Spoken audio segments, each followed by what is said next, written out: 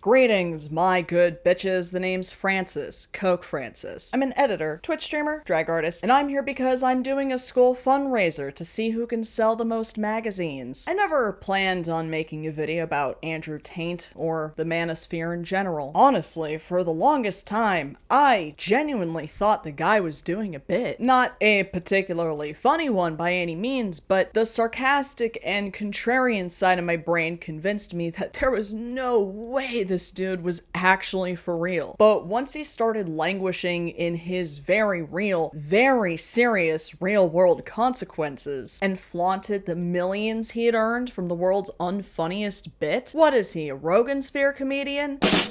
I was gonna keep him relegated to throwaway jokes and roasts and videos about different topics because, let's face it, you can't expect me to not say anything about Mr. Tall, Dark, and Handsome over here. But making a whole video about this toolbox, there isn't really anything that hasn't already been said by thousands of other creators. YouTube couldn't pay me enough to listen to more than 3 seconds of this spray-painted penis secreting words out of the front of his head without me wanting to Persona 3 myself. And for as deft of a roaster as I am, how on God's green battlefield Earth could I ever top this?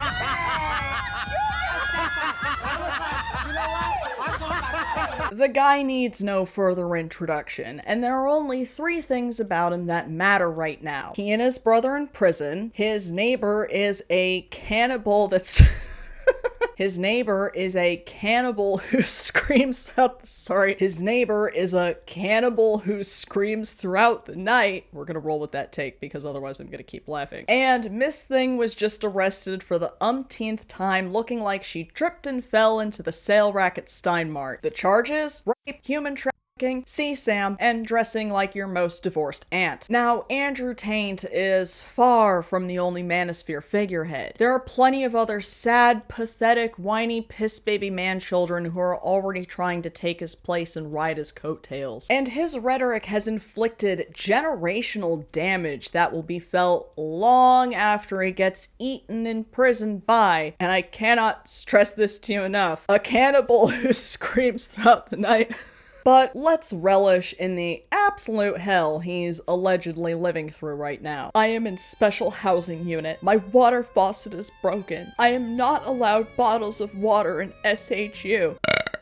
Sorry. My only water comes from the shower, warm and from a brown and filthy faucet. It has given me persistent stomach problems. The water I am drinking is not clean. I am an American, innocent until proven guilty, but I am forced to drink poison water. Where are my rights? But Francis, he's suffering because of the chronic mistreatment of prisoners, and that's wrong. I hope he suffers more and harder. But what does this say about prison inmate conditions? Inhumane conditions aren't acceptable just because we don't like him. Okay then, we should fight for better prison conditions. It's a very real problem and a very worthwhile cause.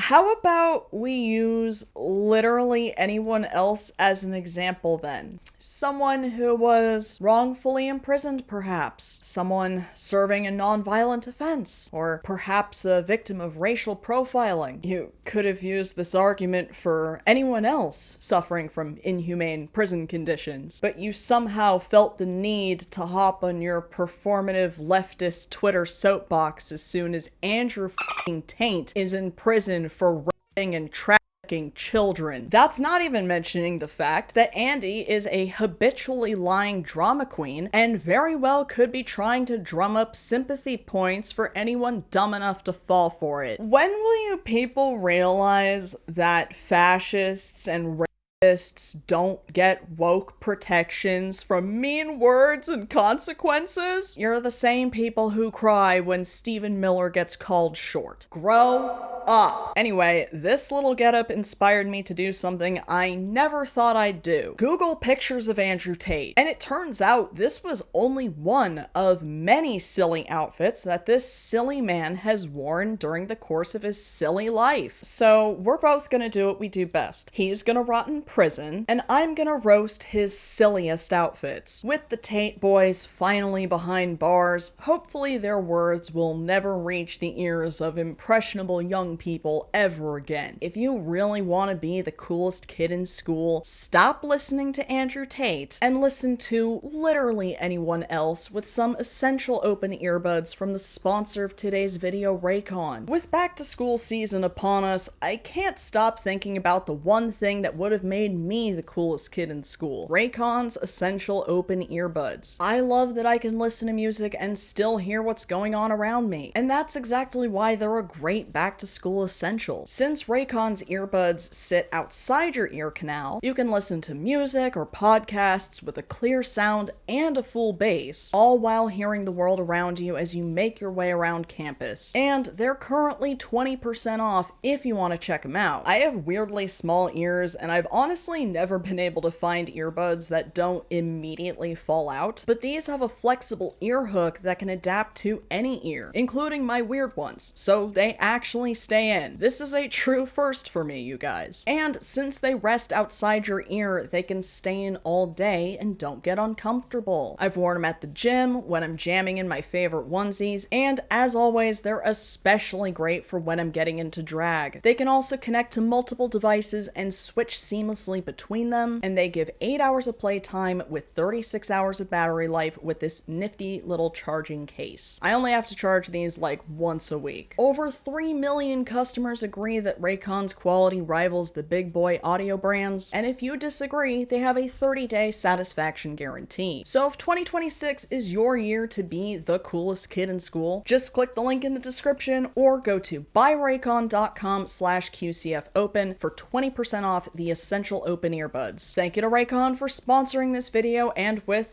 that, back to our regularly scheduled programming. So on their own, most of Tate's outfits aren't terrible. They usually fall into that standard new money millennial aesthetic. Designer t-shirts, slim fit trousers, simple blazers, and those boat shoes that are only worn by alpha male influencers and post-menopausal church ladies. And yet when we see Andy in these fairly basic outfits, something still feels off. And if you feel that way too, there is a reason for that. And not just because of the vibes that you can feel through your phone screen. It's because, and we've seen this so many times whenever conservatives or bigots or just chronic losers try to dress themselves, it's the way the clothes fit. It's not always as easy to tell with very fit and or roided out dudes like him, though this kangaroo is arguably more buff than Andrew Tate. But it's much easier to tell with men like Donald Trump, who looks like all the king's men couldn't quite put him back together again, or Pete Hegseth, whose legs look like my dog's after he gets shaved for surgery. My fellow conservative fashion roaster Harland Spinks just made a fantastic video that really in-depth breaks down not only how these clothes don't fit, but why. He also knows his stuff way more than I do because he actually worked in fashion and retail for years, whereas I'm just a drag queen on YouTube with very correct opinions. If Andrew wore clothes that fit him properly, he'd look a lot sharper considering he is,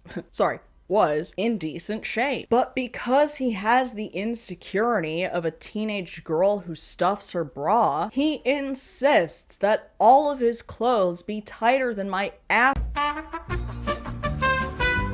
titties on display at all times, with no undershirt underneath, so he's always got those LA Fitness trainer pokies. Equally tight blazers, so this alpha male can make his shoulders look as feminine as possible. Skinny pants with tight ankles to remind us that leg day is, in fact, only for gays. Sticking a phone in there because we wouldn't know if he's happy to see us otherwise. Everything he wears looks spray painted on, and I imagine undressing for him feels like like when I peel off my drag after a convention weekend, which is admittedly a fantastic feeling that I'll get to feel next weekend, but I highly doubt Miss Thing is giving himself camel toe just for the relief of taking it off later. Now, all that said, let's get into some truly silly outfits worn by a truly silly boy, and I'll be going in order from least to most silly, in my humble and correct opinion. So the first looks we'll be seeing today have unfortunately only been photographed from the chest up, but he no doubt paired these button-ups with those signature MySpace era skinny pants. As we know, Andy loves showing off the girls, and if he isn't blinding you with pokies and a polyester compression shirt, he is wearing a button-up blouse that never buttons up higher than the waist for maximum cleavage. I'm surprised he's so eager to show off this necrotizing wound that he calls a tattoo. Now, the tattoo didn't always look this bad. It started out as just a cobra. Bit of a weird placement considering the piece, but the art itself isn't bad. Time progresses and so do we, so he then got the top half of it covered up with a butterfly for some reason. Execution-wise, it doesn't look all that different from the wings on those Confederate Tinkerbells in my Trumptastic Tattoos video. Maybe all the CTE caught up with him after getting bonked in the head during his MMA years. But as he transitioned into a career in right-wing grifting, he realized that butterflies are gay and beta, and he couldn't have anyone knowing what a soft and wet boy he is, so he then covered that up with a terrible Hanya tattoo, resulting in the ink swamp that we know and love today. Can't relate. My tattoos are as gorgeous as I am. So we'll start with this beautiful dainty blue blouse reminiscent of my grandmother's fine china. He's wearing it while smoking a nice, thick, long, uncut cigar on what I'm assuming is his private jet. Sunglasses on inside, of course. God, this dork is such a f***ing poser. Maybe it's to distract us that he looks like a lackey for a queer-coded Arabian prince, hand-picked for his reliability, strength, and inferred ability to kidnap a princess. The same could be said for this see-through Tommy Bahama blouse. Christ, the only thing this guy abuses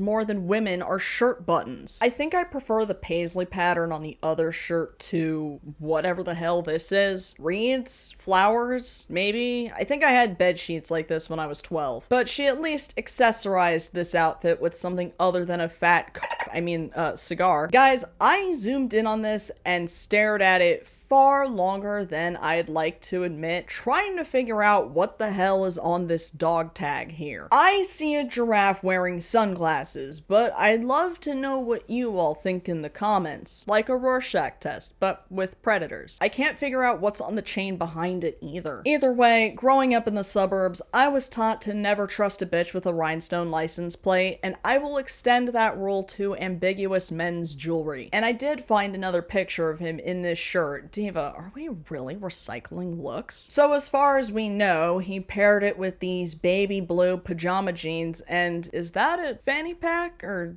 just a shadow? Only the best for cozying up to Guy Fieri during a UFC fight. Next up, who wore it better? Him, me, or Goro Majima? Imagine seeing this creep hiding in an alley trash can. This is another look that is tragically only visible chest up. Between this and the shitty Hanya tattoo and the possibility that he sees popped collars as a status symbol, this guy might be a bigger weeb than he'd ever let on. What bothers me the most about this is, on its own, it's a pretty cool jacket. Almost reminds me of the Overlook Hotel carpet. The only problem is that Andrew Tate is wearing it, which dramatically depreciates its coolness value. You know how Gen Alpha stopped saying 6'7" once old people started saying it? It's like that. Maybe if he gets out of prison before being eaten by that cannibal who screams throughout the night, he can start his own construction company. It might even come with a theme song. Miss Taint, of course, made an appearance at UFC 250 because there's no way in hell he would miss the Ultimate Pride Month event. Be sure to check out my video about that gay old time. After Chase Demore uppercut a seemingly non-existent chin, Andy decided to be an observer of manhandling rather rather than an eager participant. So he arrived in this leopard print number because he and Trump want to turn America into Vegas in the 80s, I guess. I'm actually surprised by the slightly more relaxed fit on this shirt. You'd think a UFC fight at the White House would be a perfect place to show off the meat display. Maybe it appears that way because he's standing up, and then the button windows appeared once he sat down next to all the other pedophiles. My favorite part of this picture is how his lips are so pursed, like Lindsey Graham's currently are as he waits in the line to hell. Alright, we're finally moving into full body shots so we can see those sandpiper legs in all their glory. Here he is with... Oh my god, I hate to say this, but it is kind of true. His slightly more attractive brother, okay? The reason Andrew is more famous is because he had to compensate for his brother being ever so slightly more attractive than he is. Is it the hair? I really don't want to say that because I know so many bald people who are way hotter than me, but...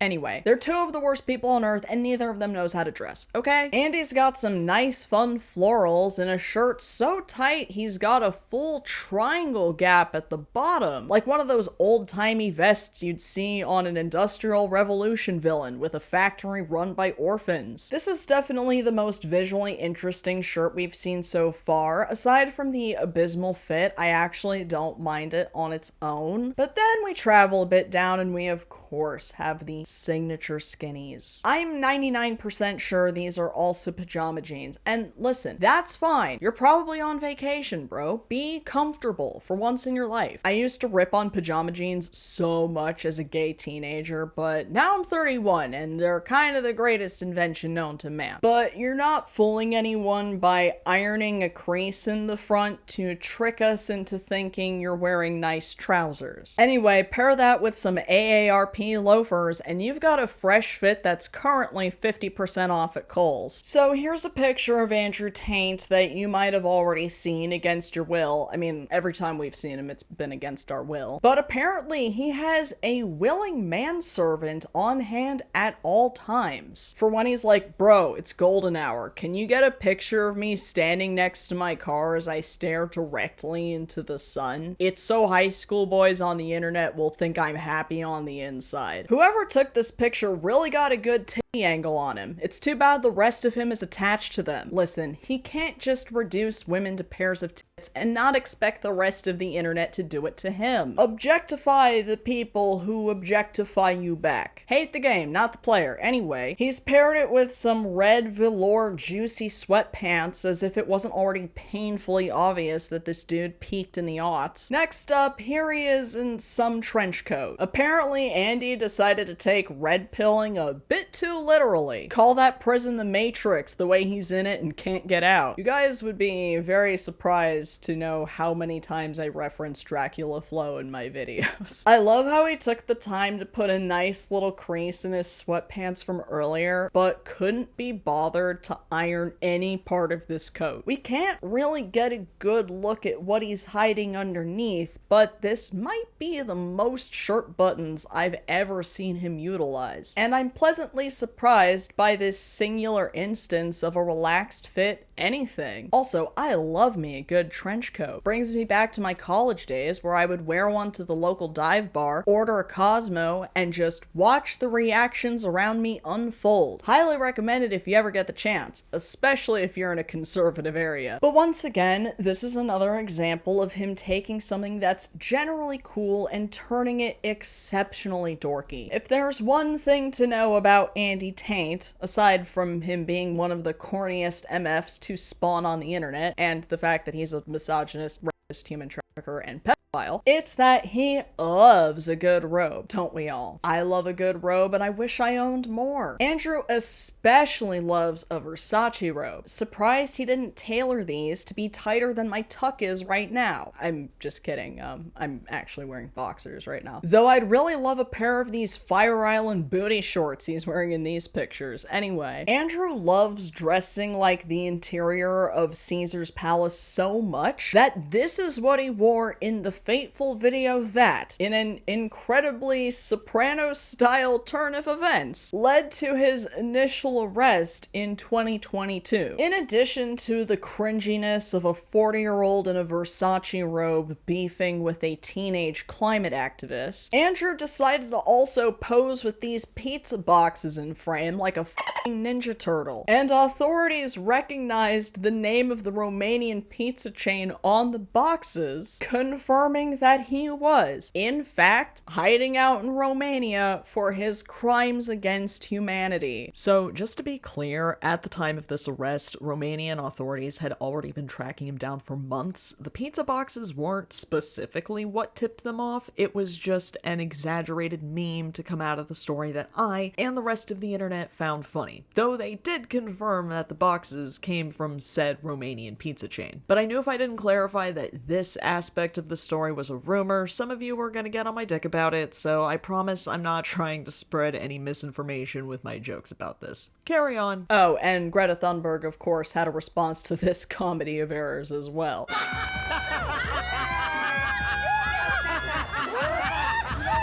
If only he knew he'd get arrested in an even stupider outfit 3 years later. Coming up on our last few outfits, thank God, here he is in the first of his little tracksuits. Did he put the hood on to cover that pointy head, or just to hide from the press to pretend he's more important than he actually is? He definitely should keep doing it, though. It definitely doesn't make his head and neck look like a worm coming out of an apple. This blue tracksuit makes him look like the blueberry chick from Charlie in the Chocolate Factory if she was somehow even more annoying. He's definitely trying his hardest to bust at the seams. I guess he had enough self-awareness to know that a fanny pack would make him look even gayer, so he hung it around his neck instead. Not nearly tightly enough. But I guess it kind of worked because upon first glance I thought that maybe that was like a camera or something. Then I took a longer look at it and I was like, oh, right, I'm gay, and even I think this fanny pack is too gay. You know, for as ridiculous as he looks in this picture, that does look like a very comfy outfit to wear on a plane. I would have loved something like this during my 12.5-hour flight to Japan. Now, I know this is his private jet, or he rented it, whatever. He can wear whatever he wants on the plane. But I know that if I were on that plane, it wouldn't have gone down like it did. If you know, you know. I personally would have dressed up a little bit more. Do you think he posed for this picture intentionally looking this annoyed? Or did someone grab this candid shot mid M&M snack break? Especially because there are like no other pictures of him in this fit that I could find on the internet. Plenty of him in the blue tracksuit, plenty of other pictures of him on his little jets, but no other appearances of him looking like the world's most disgruntled teddy bear. Oh, little guy! You all knew I was saving this bad boy for last. The look that inspired me to make this video in the first place. And see just how many other silly outfits this silly lad has worn out in public. Was he actually not ordered to wear an ankle bracelet during his house arrest? Or were his ankles simply too dainty and it just slipped off like Cinderella? He certainly looks like he's been on his hands and knees more than she has. I had no idea they made J. Crew shirts just for penises. These bloomers would be the envy of every Victorian tomboy at the town bicycle races. Here's how truly femme this outfit is. It took much longer than I'd care to admit to notice that these heels were photoshopped on in this picture. And not just because I was distracted by this other guy's beard that looks like the Michelin Man's double chin. And here's how truly hilarious this outfit is. I was able to come up with all of these roasts after watching this video by my Instagram crush. Baby, they arrested Andrew Tate while he was wearing a pair of pantaloons. They nabbed him in his knickerbockers. I believe that this man may have literally become too big for his britches, out here complimenting the look with a deep V violet blouse from the Prince for Preteens collection and a child's medium. I do need to know why he looks like AI Pitbull. What do you even call that? Pomeranian? Mr. Worldwident?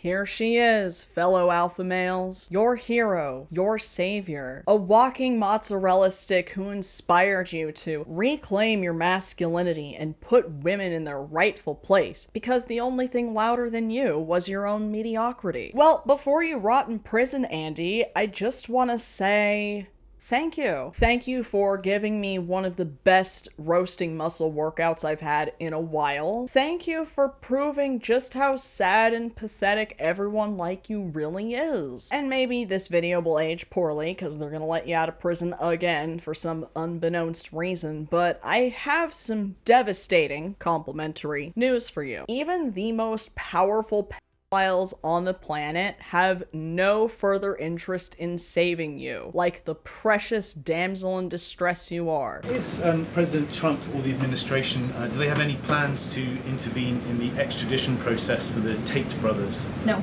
We've already answered that question. Elizabeth. The Tate brothers lawyers mentioned you by name. I know one of the Tate brothers lawyers mentioned you by name. Do you have a plan to get involved with the extradition challenge that they have been... Mention me by name? Yes. Oh, yeah. That'll play itself out at this point, and there's no role for us to play at this moment or maybe ever in that regard. If we never see each other again, I'll cherish our memories. Like when you got read to filth so hard by one of the coolest people on the planet that you genuinely did not have a comeback. Rating is what?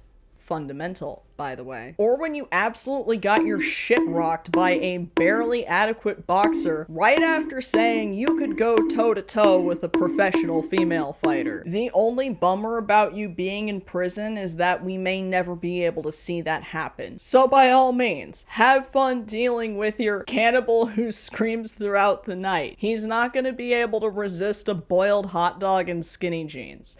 Okay, I'm done.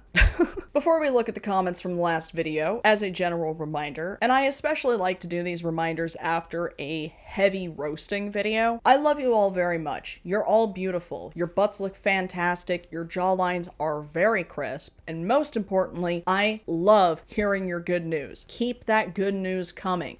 Just like me. Jermer says, Mark reminds me of those Mementos mini-bosses in Persona 5. Like, yeah, you're evil, but you're too irrelevant to have an actual mind palace, I fear. R.I.P. to my Persona playmat.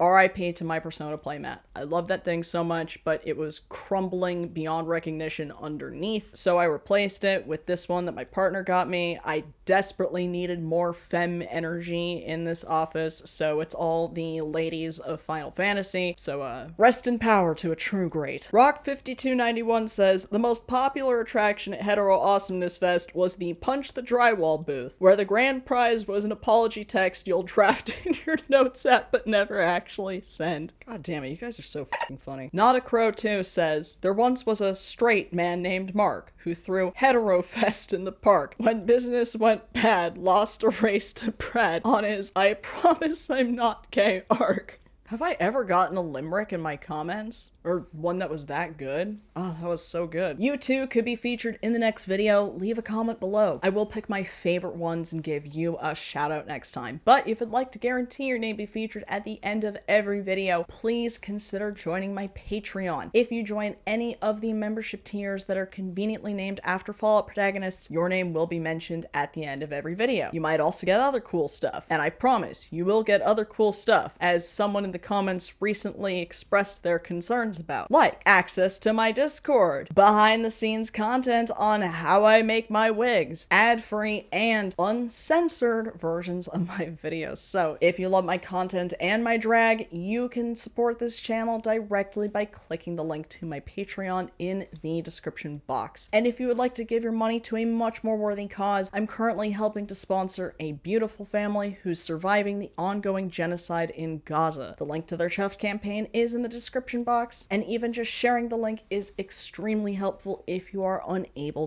to donate. If you would like to see me simp for my favorite game characters and get visibly frustrated in real time, please follow me on Twitch. But if you have better things to do on the weekends, you can catch all of my favorite streams on my gaming channel, queencokefrancis Live. I post new streams there weekly, and I will be holding polls on what you would like to see me play next. And if you'd like to see even more of my Clown Mogels elsewhere, please consider following me on Instagram or Blue Sky. My handle for all of the above is @queencokefrancis. If you enjoyed this video and you haven't done so already, please get arrested while wearing a fashion crime even worse than the one you're being arrested for. And when they read you your Miranda rights, which is admittedly an amazing drag name, give the paparazzi a little something to remember you by going ahead and unzipping your pants and dick slapping those like and subscribe buttons as hard as you can. Thank you again to Raycon for sponsoring this video, and thank you to all my patrons and subscribers who keep this channel going. And, of course, as always, until next time, howdy